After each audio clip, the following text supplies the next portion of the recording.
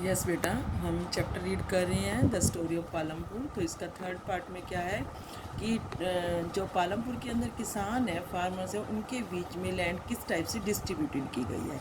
वहाँ पे 450 फैमिलीज़ हैं टोटल, और उनमें से 150 फैमिलीज़ जो हैं वो लैंडलेस लेबर है, जो कि दलित हैं। और बाकी की जो बची हुई हैं उनमें से 240 फैमिली 240 फैमिलीज़ जो हैं उनके पास 2 हेक्टेयर से भी कम लैंड है। और बाकी जो 80 फैमिलीज़ हैं उनके पास 10 यानी कि जो बाकी की फैमिली हैं उनके पास जो पालमपुर में वो या तो मीडियम है या फिर लार्ज फार्मर है, जिनके पास 2 हेक्टेयर से भी ज़्यादा लैंड है। तो यहाँ पे एक स्टोरी दे रखी है ऐसे छोटी सी, आप ध्यान से पढ़ लेना कि गोविंद नाथ एक छोटा सा फार्मर है जिसके पास 2.25 हेक्टेयर लैंड है। उसके 3 बेटे हैं जिसका काम बड़ी मुश्किल से चलता है। अब वो एक्सपायर हो जाते तो उसके बच्चों में जो 0.75 हेक्टेयर लैंड बढ़ती है। लाइक दिस हमारे इंडिया के अंदर कुछ इसी टाइप से ही है कि जो छोटे फार्मर्स होती हैं उनके बच्चों में जब डिवाइड हो जाते हैं, छोटे छोटे टुकड़ों में जो लैंड डिवाइड हो जाती है। तो उसी के साथ साथ ही हम लोगों को यहाँ पर एक पिक्चर दिखा रही हूँ मैं आपको, देखो। तो इंडिया के अंदर जो लैंड डिस्ट्रीब्यूशन है किसानों के बीच में वो कैसे है। जो इंडिया की 15% जो बड़े किसान हैं या मीडियम फार्मर्स हैं उनके पास जो लैंड का हिस्सा है 55.4% है। और जो बाकी 85% फार्मर्स हैं उनके पास जो है बिल्कुल ही कम हिस्सा है। ये जो हम लोगों का शो किया हुआ है यहाँ पे कि 44.6% जो है इनके पास, जो हमारे स्मॉल फार्मर्स हैं जिनकी ज़्यादा संख्या है उनके पास हैं, यानी कि उनके पास 2 हेक्टेयर से भी कम लैंड है। तो इसी टाइप से जो है अब आगे देखो, who will provide the labour. अब हम लोगों को लैंड की बात होगी तो लेबर कहाँ से आएगी।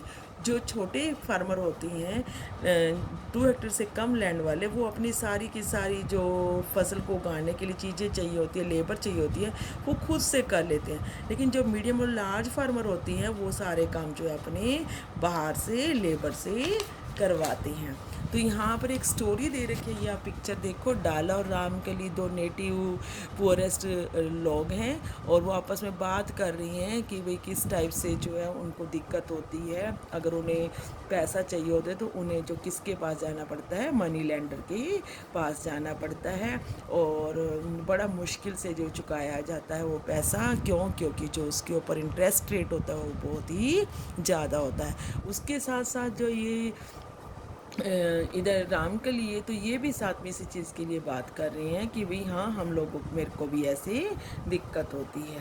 तो इन लोगों को ये बात एक और भी हो रही है, कहते हैं कि जब हम लैंड के ऊपर किसी और के खेतों में काम करते हैं तो हम 2 तरीके से करते हैं। एक तो हम डेली वेजेज के हिसाब से, और दूसरा कई बार जो है हम लोगों को पूरे साल के लिए करने को टाइम मिल जाता है। लेकिन वो काम जो होता है वो बिल्कुल ही बहुत ही कम टाइम के लिए होता है, 5-6 महीने जो है खेतों में ही काम होता है। उसके साथ साथ हमें कुछ पैसे दे जाते हैं, नहीं तो फिर हम लोगों को खाने पीने का सामान ही दे दिया जाता है। कहती है कि भाई हम लोगों को बहुत ज़्यादा प्रॉब्लम होती है काम करने के लिए। डाला जो है वो क्या कह रही है, कहती है कि पालमपुर में डेली वेजेस जो है बहुत ही कम है। क्यों कम है? क्योंकि चाहे भले ही गवर्नमेंट ने रेट निकाला कि ये 2017 में 300 पर डे जो है हर किसान हर लेबरर को वेजेस मिलेगी, लेकिन डाला कह रही है कि कहती है हम लोग तो 160 रुपीज़ में भी काम कर लेते हैं पर डे के लिए। वाई? क्योंकि वहाँ पे हैवी कंपटीशन है। मेन तो क्या है कि पालमपुर के अंदर एक तो इलेक्ट्रिसिटी आ गई, ग्रीन रिवोल्यूशन की वजह से जो है मशीनों से काम होने लगा। तो जब थोड़ा सा काम लोगों को थोड़ा सा काम होता और काम करने वाले लोग ज़्यादा होते तो उसके लिए वो क्या करते हैं, वो थोड़े पैसे में काम करने के लिए रेडी हो जाती हैं। क्यों? क्योंकि किसानों को ऐसे लगता है कि भाई हाँ, हम काम नहीं देंगे तो इसको और कोई काम मिलेगा ही नहीं। और फिर वो जो जिनके पास बिल्कुल ही काम नहीं होती, रामकली जैसे लोगों के पास, तो वो क्या करते हैं, वो कम रेट पर ही काम करने के लिए रेडी हो जाते हैं। हैं। आगे है the capital needed in farming. यहाँ पे हमारा नेक्स्ट टॉपिक है कि कैपिटल जो है, पैसा जो है, पूंजी जो बहुत ज़्यादा ज़रूरत होती है खेती के लिए। जब पुराने मेथड से खेती की जाती थी तो उसमें कम पैसे ज़रूरत होते थे, लेकिन जब से मॉडर्न फार्मिंग मेथड आए हैं उसमें पैसे की बहुत ज़्यादा ज़रूरत होती है। छोटे छोटे किसान जो होती हैं वो क्या करती हैं, उनको कैपिटल अरेंज करनी पड़ती है, पैसा अरेंज करना पड़ता है अपने खेतों में सब तरह की, चाहे खाद लाना है, बीज लाना है, पानी देना है, कल्टीवेशन करनी है, सब चीज़ों के लिए।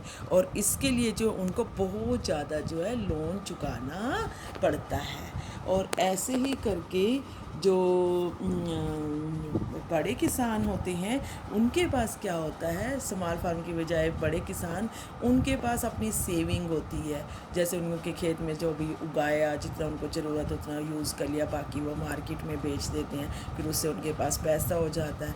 तो वो हर तरह से अपना पैसा खुद से जो है अरेंज कर लेते हैं, उनको कोई दिक्कत नहीं आती। यहाँ पर एक छोटी सी स्टोरी है स्वीता की। स्वीता एक स्मॉल फार्मर है और उसके 1 हेक्टेयर लैंड है और उसके ऊपर वो जो है खाद, बीज, फर्टिलाइज़र, पेस्टिसाइड खरीदने के लिए जो है उसको पैसे चाहिए होते हैं 3000 रुपये। उसके पास इतने पैसे नहीं होती, तो वो एक तेजपाल नाम के एक बड़े मनी लेंडर के पास जाती है। तो मनी लेंडर उसको क्या कहता है, फार्मर क्या कहता है उसको, कहता है कि मैं तेरे को पैसा तो दे दूंगा और इसका इंटरेस्ट रेट भी 24% होएगा 4 मंथ के लिए। उसके साथ साथ जो है जो तुम फसल उगाओगी कॉटन, उसका जो है तुम लोगों को वो मुझे ही बेचोगी। और सेकंड वन क्या है कि तुम्हें जब हार्वेस्ट के सीज़न में अगर तुम काम करोगी तो मेरे ही खेत में काम करोगी और 400 रुपीज़ पर डे के हिसाब से जो आपको जो है इसके बदले में लेबर मिलेगी। तो ऐसे करके जो है उसकी 3 बच्ची हैं